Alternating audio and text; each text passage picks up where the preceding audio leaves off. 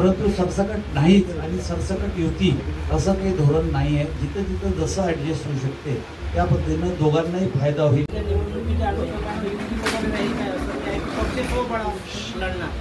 नाही, असं आहे की युतीच्या संदर्भातला मूळ विषय असा आहे की आम्ही महाविकास आघाडीमध्ये ज्यावेळेस लढत होतो त्यावेळेस सुद्धा स्थानिक स्वराज्य संस्थेच्या निवडणुकामध्ये आम्ही आणि काँग्रेस कधीच सोबत लढलो नाही. जिथं जिथं त्या युनिटला समजा अमरावती जिल्हा आहे, अमरावती जिल्ह्यामध्ये त्यांना असं वाटलं की काँग्रेससोबत युती करा, त्यांनी तिथे युती झाली, ते ठीक आहे. वरून म्हणजे तिन्ही पक्षाचं धोरण असंच आहे की वरून ते कोणीच कोणाला सांगणार नाही की तुम्ही या पक्षाशी युती करा.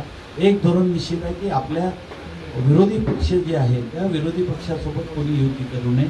जिथं जिथं ज्यांना ज्यांना शक्य आहे त्या त्या पक्षाशी त्यांनी युती करावं. आता जिल्ह्यातील पूर्ण ठिकाणी सर्व ठिकाणी युती जरी नाही झाली, एखाद्या सर्कलमध्ये जरी युती होऊ शकत असेल आणि तिथं दोन्ही पक्षाला जर फायदा होत असेल तर त्या पद्धतीचं आपलं धोरण राहणार आहे. म्हणजे एखाद्या वेळेस आता एखादा सर्कल आहे जिथं आम्ही BJP सोबत बसून आमची युती होऊ शकते किंवा नगर परिषदमध्ये एखाद्या ठिकाणी एखाद्या प्रभागामध्येच आमची युती होऊ शकते, तिथं युती करायचा आमचा प्रयत्न राहणार आहे.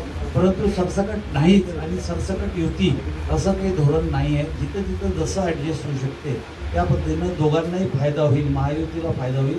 त्याच्या पद्धतीनं आम्ही जिल्ह्याचे ते BJPचे नेते असतील किंवा शिवसेनेचे शिंदे गटाचे नेते असतील किंवा आमचे सगळे आम्ही तिथं जसं होईल कटुता येणार नाही. परंतु निवडणूक ही निवडणुकीसारखी लढल्या जाईल. कारण की निवडणुकीमध्ये जर लढत असलो आम्ही एकमेकाच्या विरोधात, तर ज्या पद्धतीने निवडणूक लढायची ती निवडणूक लढल्या जाईल.